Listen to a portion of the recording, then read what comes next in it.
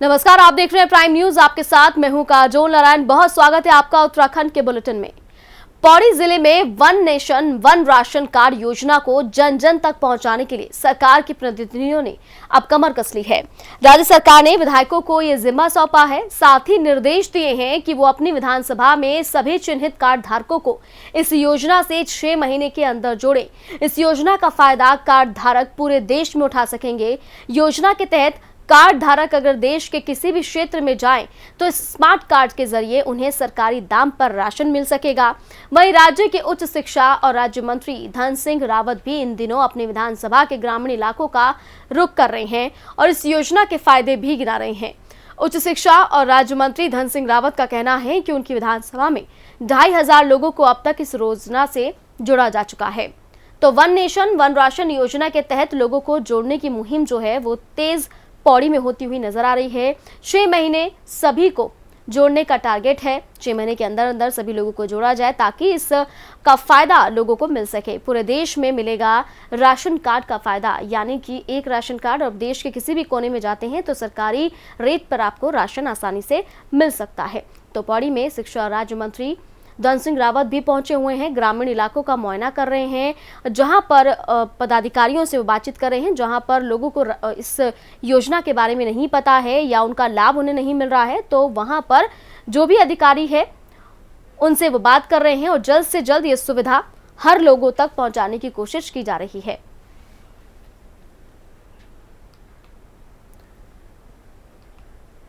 तो पौड़ी की तस्वीरें आप देख रहे हैं। वन नेशन वन राशन योजना के तहत लोगों को जागरूक करने की कवायदें तेज हो गई हैं। 6 महीने में सभी को जोड़ने का टारगेट रखा गया है। साथ ही साथ ये कहा जा रहा है कि पूरे देश में राशन कार्ड का फायदा मिलेगा, यानी कि आपका ये जो राशन कार्ड बन जाता है जो कि वन नेशन वन राशन के तहत है, आप देश के किसी भी कोने में जाएं, इस स्मार्ट कार्ड के जरिए आपको सरकारी रेट पर राशन आसानी से उपलब्ध हो सकेगा। लोगों को इसके बारे में जागरूक करना है, लोगों तक इस बारे में जानकारी पहुंचाना है, साथ ही साथ उनका स्मार्ट कार्ड भी बनवाना है ताकि इस योजना का लाभ वो ले सकें। तो ऐसे में 6 महीने में सभी को जोड़ने का टारगेट तय किया गया है।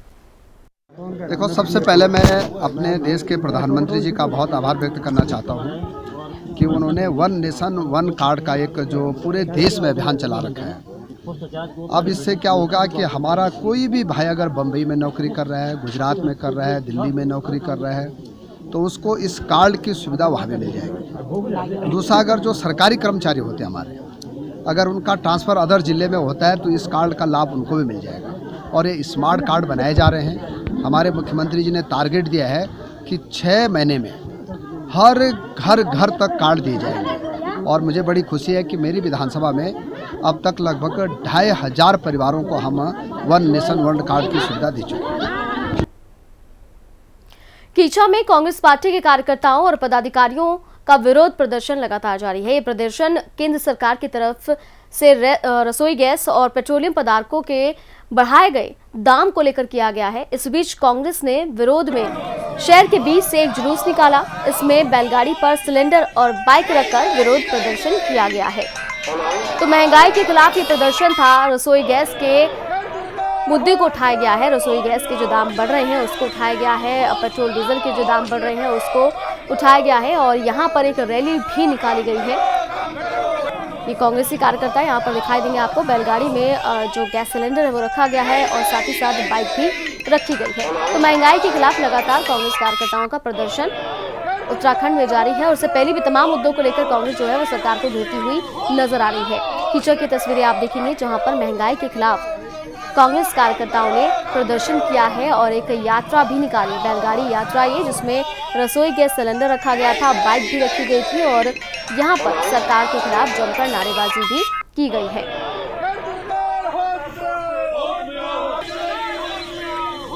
पेट्रोलियम पदार्थों और गैस के सिलेंडरों के मूल्यों में वृद्धि जो करके आम जनता का शोषण करने का, उत्पीड़न करने का काम किया जा रहा है और महंगाई को बढ़ावा देने का काम किया जा रहा है, इसके विरोध में आज हमने मोटरसाइकिल डल्लम पे रख के और मेरे द्वारा साइकिल पर आके इसके बढ़े हुए रेटों के मूल्यों का विरोध प्रदर्शन कर इसे वापस लेने की मांग हमने की है।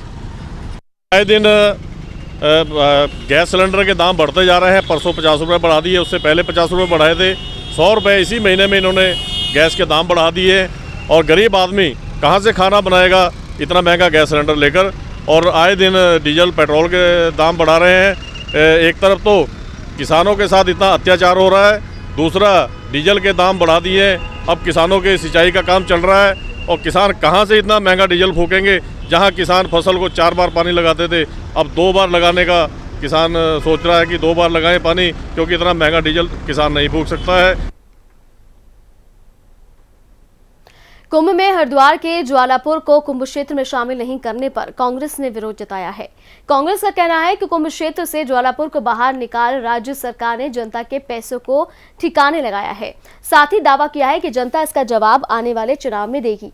बीते कई सालों से नागा संतों की पेशवाई की शुरुआत फुल जटवाड़ा ज्वालापुर से होती ही आई है, लेकिन उसी ज्वालापुर को अब कुंभ क्षेत्र से बाहर निकाल दिया गया है, जिसके चलते कुंभ में होने वाले विकास कार्य ज्वालापुर में नहीं हो रहे।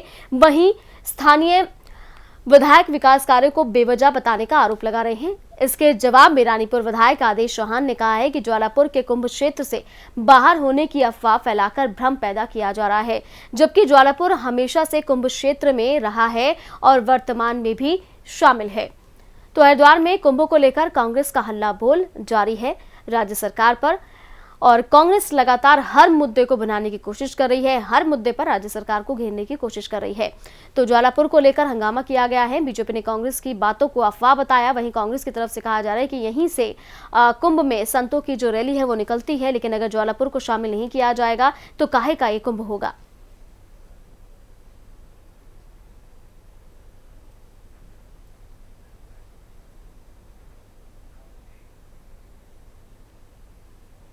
और पौड़ी के एसएसपी रेणुका देवी के निर्देशों पर पुलिस और परिवहन विभाग ने चेकिंग अभियान चलाया, जिसके संयुक्त चेकिंग टीम ने वाहन चालकों से अनिवार्य रूप से मास्क पहनने और ओवर स्पीड शराब पीकर वाहन न चलाने की अपील की है। इस दौरान 11 लोगों के चालान भी किए गए। तो पौड़ी की तस्वीरें, जहां पर पुलिस और परिवहन विभाग ने संयुक्त चेकिंग अभियान चलाया है। लोगों को मास्क पहनने की अपील की है। लोगों से कहा गया है कि वो मास्क जरूर पहने, ओवर स्पीड से गाड़ियां ना चलाएं, और अगर ऐसा वो करते हैं तो उनके चालान भी होंगे, साथ ही साथ उनकी जान भी जोखिम में पड़ सकती है। तो ऐसे में तमाम जो लोग थे उनके चालान काटे गए हैं। साथ ही साथ लोगों को समझाया भी गया है कि उन्हें मास्क पहनना है, ओवर स्पीड से गाड़ियां नहीं चलानी है, साथ ही साथ सोशल डिस्टेंसिंग का पालन करना है, और जितने भी हाईवे हैं या फिर सामान्य रोड हैं वहां पर भी ओवर स्पीड गाड़ियां नहीं चलानी है, क्योंकि लगातार पौड़ी से जो सड़क दुर्घटना की खबरें हैं वो सामने आती थी और इसी वजह से ये पहल की गई है।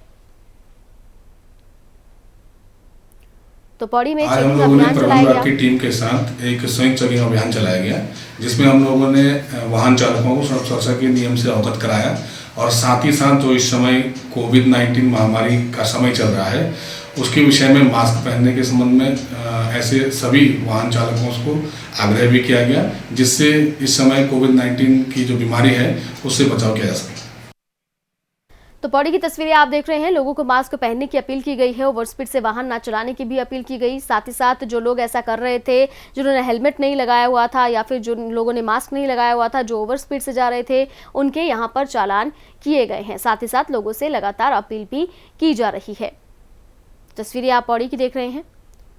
यहाँ पर पुलिस और परिवहन विभाग ने ये चेकिंग अभियान चलाया और चप्पे चप्पे पर ये टीमें तैनात थी और लोगों को जागरूक कर रही थी। साथ ही साथ लोगों से अपील कर रही थी कि वो मास्क जरूर लगाएं, हेलमेट जरूर पहने, ओवर स्पीड से वाहन ना चलाएं।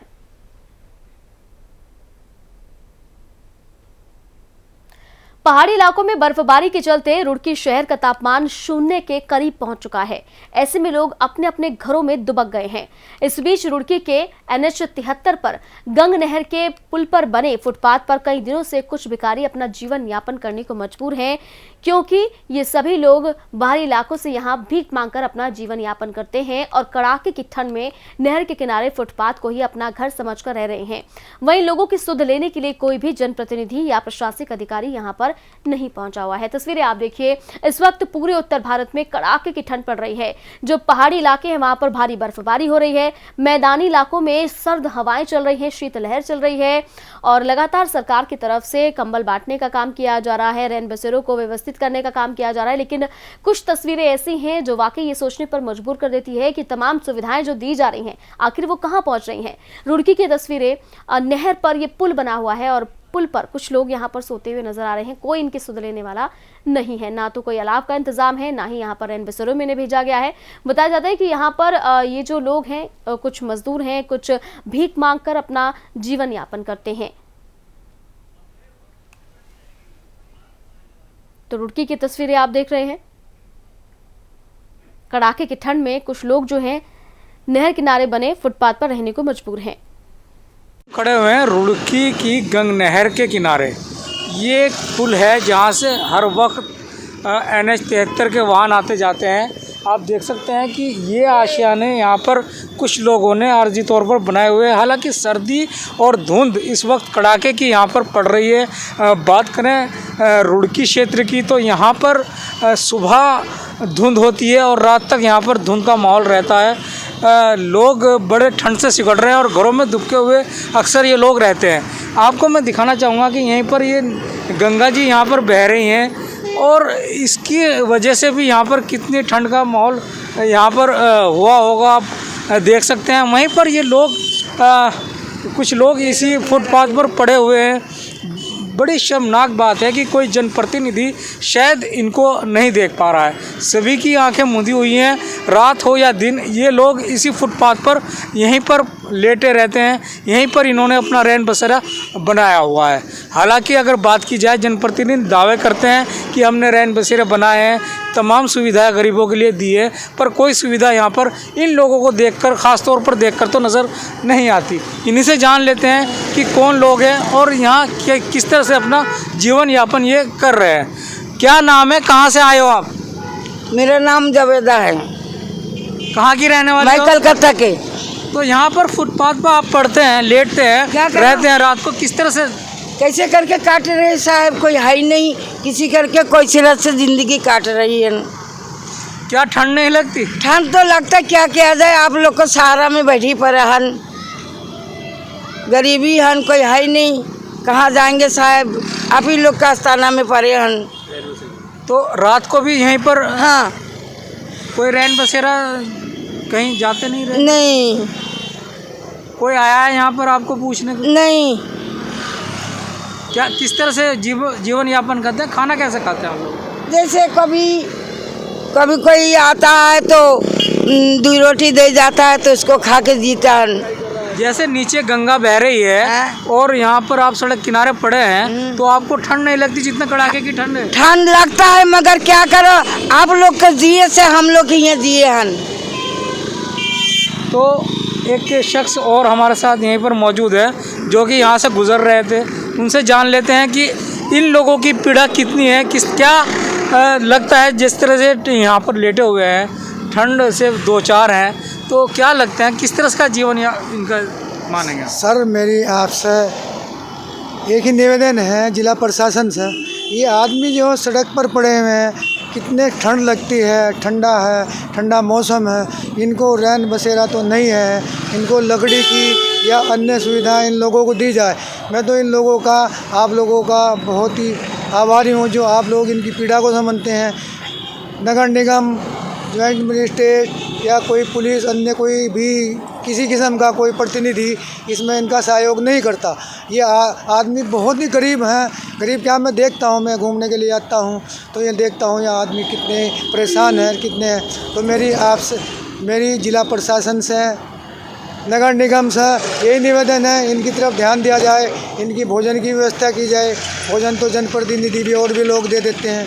तो मेरी यही आपसे निवेदन है, इन्हें कपड़ा और अन्य सुविधा और ये जो है जो तो लकड़ी की सुविधा जो नगर निगम से मिलती है। तो मेरी मेयर साहब गोयल से भी यही निवेदन है, आप इन लोगों को ध्यान देखो, आप इनका भ्रमण करो, रात्रि में आकर इनका देखो, भ्रमण करो। और भी आए, बत्रा जी भी आए या और जो अन्य आदमी है वो आए, इनके देखो, इनको कंबल भी दिया जाए, इनको और सुविधा भी दिया जाए। हालांकि अगर बात करें आम रोड है, यहाँ पर सभी लोग चलते हैं, तमाम जनप्रतिनिधि प्रशासनिक अधिकारी यहाँ से गुजरते होंगे, वो भी इन्हें देखते हैं, तो क्या मानते हैं कि वो उन्होंने देखा क्या है इन्हें? ये मैं तो यही मानता हूँ, जनप्रतिनिधि, पुलिस अधीक्षक भी है भी, और भी अन्य सभी लोग यहाँ से गुजरते हैं। शायद मेरे हिसाब से मंत्री जी भी यहाँ से गुजरते हैं। यह रोड ही देहरादून रोड है, तो इनकी तरफ कोई ध्यान नहीं दिया जाता। तो मेरा यही सबसे निवेदन है, मैं सबसे हाथ जोड़ कर यही प्रार्थना करता हूँ, मेरे साथ सभी और सभी प्रशासन सभी इनकी तरफ ध्यान दिया जाए, गरीब आदमी है। तो कहीं ना कहीं अगर बात करें तो NH 73 पर ये लोग यहाँ पर मौजूद हैं और रात दिन यहीं पर लेटे रहते हैं, सोते हैं, उठते हैं, बैठते हैं, खाना तक यहीं ये लोग बना लेते हैं। तो अगर बात की जाए जनप्रतिनिधियों की, तो तमाम जनप्रतिनिधि यहाँ से गुजरते होंगे, क्या वो अनदेखा कर रहे हैं? ये एक बड़ा सवाल उठकर खड़ा होता है। हालांकि यहाँ से अगर बात करें कुछ ही दूरी पर गंगनहर कोतवाली भी है, हालांकि पुलिस प्रशासन के तमाम अधिकारी भी यहाँ पर पहुँचते हैं, पर कोई भी इन लोगों की तरफ देखने को तैयार नहीं। अब ये सोचने वाली बात है कि आखिरकार किस तरह से ये लोग जीवन यापन कर रहे हैं और कितना भयभीत इनका ये जीवन यहाँ पर व्यतीत हो रहा है। मैं अरशद हुसैन, प्राइम न्यूज़, रुड़की। विश्व धरोहर फूलों की घाटी नेशनल पार्क के शीतकालीन निरीक्षण को गए पार्क कर्मियों का गश्ती दल को आधे रास्ते से लौटने पर मजबूर होना पड़ा। दरअसल घाटी में बर्फबारी और पैदल रास्ते के टूटने के चलते पार्क कर्मियों का हाईटेक गश्ती दल पार्क के बीच से ही लौट आया। आप तस्वीरों में देख सकते हैं कि कैसे देश के विश्व धरोहर फूलों की घाटी राष्ट्रीय पार्क की सुरक्षा शीतकाल में बर्फबारी के बीच पार्क कर्मी बड़ी मुस्तैदी से कर रहे हैं, जिससे दुर्लभ वन्य जीवों को कोई नुकसान न हो और जैव विविधता बरकरार रहे। फूलों की घाटी की तस्वीरें आप देख सकते हैं, लेकिन यहाँ पर जबरदस्त बर्फबारी हो रही है। आधे रास्ते से ही गश्ती दल जो हैं उन्हें लौटना पड़ा है। आप बता दूं कि शीतकाल में फूलों की घाटी जो है वो आम पर्यटकों के लिए बंद होती है। ऐसे में जो गश्ती दल है जो इस फूलों की घाटी को देखरेख करता है, वो गश्ती दल पहुंचा था, लेकिन आधे रास्ते से ही गश्ती दल को लौटना पड़ा क्योंकि भारी बर्फबारी हो रखी थी और रास्ते नहीं मिल पा रहे थे आगे बढ़ने के, क्योंकि कई रास्ते ऐसे थे जो टूट चुके थे। तो ऐसे में गश्ती दल को वापस लौटना पड़ा। बता दूं कि इस समय जब फूलों की घाटी बंद रहता है पर्यटकों के लिए, तो ऐसे में जो पशु तस्कर हैं, जो दुर्लभ प्रजाति के पशुओं की तस्करी करते हैं, वो बहुत ज़्यादा सक्रिय हो जाते हैं। तो ऐसे में उनकी सक्रियता ना बढ़े, इसकी वजह से गश्ती दल को और कर्मचारियों को लगातार फूलों की घाटी के चक्कर लगाना पड़ता है। लेकिन भारी बर्फबारी की वजह से कई बार ऐसा होता है कि गश्ती दल जो है आधे रास्ते से ही वापस लौट पड़ता है।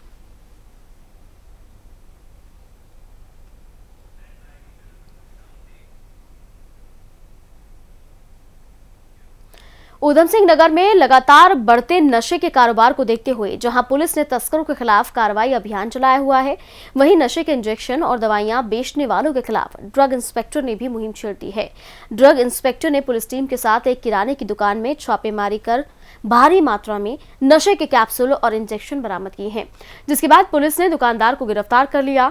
इस दौरान ड्रग इंस्पेक्टर सुधीर कुमार ने लगभग आधा दर्जन मेडिकल स्टोरों पर छापेमारी की, जिसमें टीम ने 2 मेडिकल स्टोरों से नशे के कैप्सूल और इंजेक्शन भी बरामद किए हैं। जिसके बाद ड्रग इंस्पेक्टर ने दोनों मेडिकल स्टोर संचालक को गिरफ्तार कर लिया, साथ ही साथ स्टोर को सील कर दिया है। तो रुद्रपुर में लगातार नशे का कारोबार बढ़ रहा है, तो ऐसे में पुलिस ने अभियान चलाया हुआ है। वहीं ड्रग इंस्पेक्टर भी लगातार मेडिकल स्टोर्स पर छापेमारी कर रहे हैं। 2 मेडिकल स्टोर से नशे का सामान बरामद हुआ है, कई इंजेक्शन, कई कैप्सूल बरामद हुए हैं। दोनों मेडिकल स्टोर को सीज कर दिया गया है। वहीं दोनों मेडिकल संचालक को गिरफ्तार कर जेल भेज दिया गया है।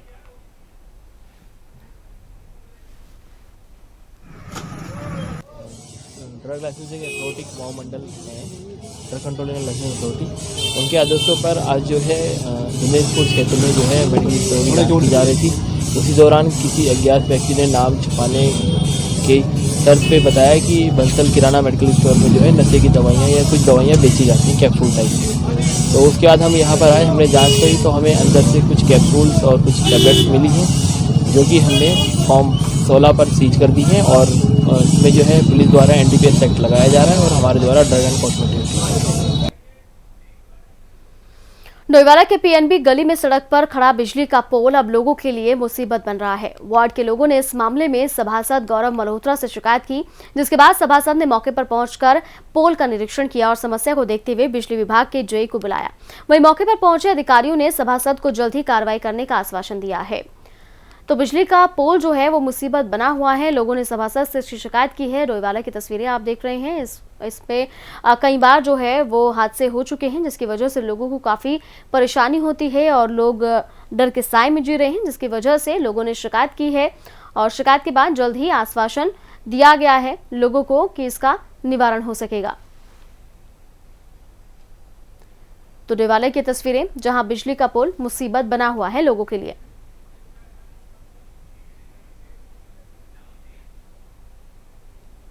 कोटद्वार में एक मकान को तोड़ते वक्त उसके अंदर से इंसान के सिर का कंकाल बरामद हुआ। जानकारी के मुताबिक यह मकान अतिक्रमण की जद में है और काफी वक्त से बंद पड़ा हुआ था, जिसके बाद प्रशासन ने मकान को तोड़ने की कार्रवाई की। इसी दौरान मकान को तोड़ते वक्त एक इंसानी खोपड़ी घर के अंदर से मिली। वहीं मामले की जानकारी मिलने के बाद मौके पर पुलिस टीम ने जांच पड़ताल शुरू कर दी, साथ ही कंकाल के अवशेष को कब्जे में ले लिया है। तो बंद पड़े घर से इंसानी खोपड़ी बरामद हुई है, कंकाल बरामद हुआ है और फिलहाल पुलिस इस पूरे मामले की जांच पड़ताल में जुटी हुई है और इस कंकाल को भी अपने कब्जे में लिया है। साथ ही साथ जांच की जा रही है कि आखिर ये कंकाल किसका है, यहाँ कैसे आया, क्योंकि काफी लंबे वक्त से ये मकान जो है वो बंद था और अतिक्रमण की जद में आया है। काफी पुराना ये मकान देखने में लग रहा है। कोटद्वार की तस्वीरें आप देख सकते हैं, जहां पर अतिक्रमण में आए इस मकान को तोड़ने के लिए लगातार टीमें लगाई गई थी, लेकिन इस मकान को तोड़ते वक्त एक कंकाल जो है वो भी इंसानी सर का वो देखने के लिए मिला, जिसके बाद आसपास इलाके में हड़कंप मच गया है। पुलिस टीम मौके पर पहुंची, इसको अवशेष को अपने कब्जे में लिया है। साथ ही साथ जांच पड़ताल की जा रही है, आखिर ये कंकाल किसका है, कैसे आया, इसके पीछे क्या वजह हो सकती है, क्या यहाँ पर किसी का मर्डर हुआ था या किसी ने शव को यहाँ पर फेंक दिया था। तमाम चीजें हैं जो पुलिस के सामने हैं और हर पहलू पर लगातार पुलिस जाँच कर रही है। ये पुरानी बिल्डिंग थी, 3-4 साल से बंद थी। इसमें कंकाल मिला है, अभी तो खोपड़ी का पार्ट दिखाई दे रहा है। अभी एक्सकेवेशन करके कुछ और निकाला जाएगा, तो अगर इसमें से कोई चीज़ निकलती है तो उसमें पीएम भर के और फॉरेंसिक जांच के लिए उसको भेजा जाएगा। तदनुसार विधिक कार्रवाई अमल में लाई जाएगी।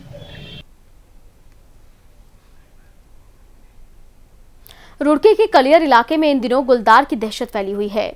धनौरी से सटे भगवानपुर इमली खेड़ा बाईपास रोड पर एक पेट्रोल पंप पर लगे सीसीटीवी कैमरे में गुलदार चहलकदमी करता हुआ दिखाई दिया, जिसके बाद से लोगों में दहशत बढ़ गई है। वन विभाग ने भी लोगों से सावधान रहने की हिदायत दी है। गुलदार का वीडियो सीसीटीवी कैमरे में कैद होने से लोगों में दहशत का माहौल है। लोग इलाके में घूम रहे गुलदार को पकड़ने के लिए पिंजरा लगाने की मांग कर रहे हैं। इससे पहले भी गुलदार को आबादी क्षेत्र के आसपास देखा गया है। रुड़की रेंज मयंक गर्ग ने बताया कि टीम को भेजकर गुलदार को पकड़ने की कोशिश लगातार की जा रही है। पेट्रोल पंप की तस्वीरें रुड़की के, जहां पर सरेआम गुलदार यूं ही घूमता हुआ नजर आया है। पेट्रोल पंप के कैमरे में कैद हुआ है। लोगों को सावधान रहने की हिदायत लगातार दी जा रही है लोगों में, क्योंकि डर का माहौल है। इससे पहले भी जो आबादी है वहां पर गुलदार को देखा गया है। रुड़की की ये तस्वीरें, पेट्रोल पंप के कैमरे में कैद हुआ गुलदार, चहलकदमी कैद हुई है और आसपास के लोगों में डर का माहौल है। लोगों को सावधान रहने की हिदायत लगातार दी जा रही है।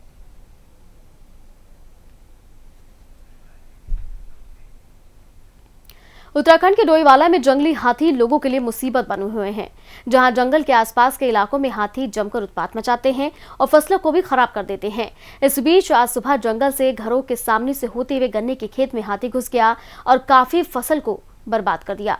वहीं गांव के लोगों ने वन विभाग से मदद की मांग की है और कार्रवाई करने की बात कही है। डोईवाला की तस्वीरें, हाथियों के आतंक से परेशान हैं लोग। जंगली हाथी लगातार उत्पात मचाते हैं, काफी फसलों को भी बर्बाद कर चुके हैं।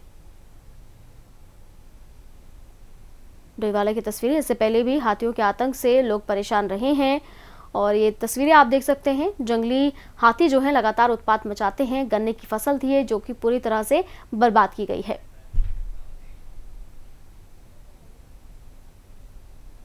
और इसी के साथ फिलहाल खबरों में इतना ही। बाकी खबरों के लिए आप देखते रहिए प्राइम न्यूज।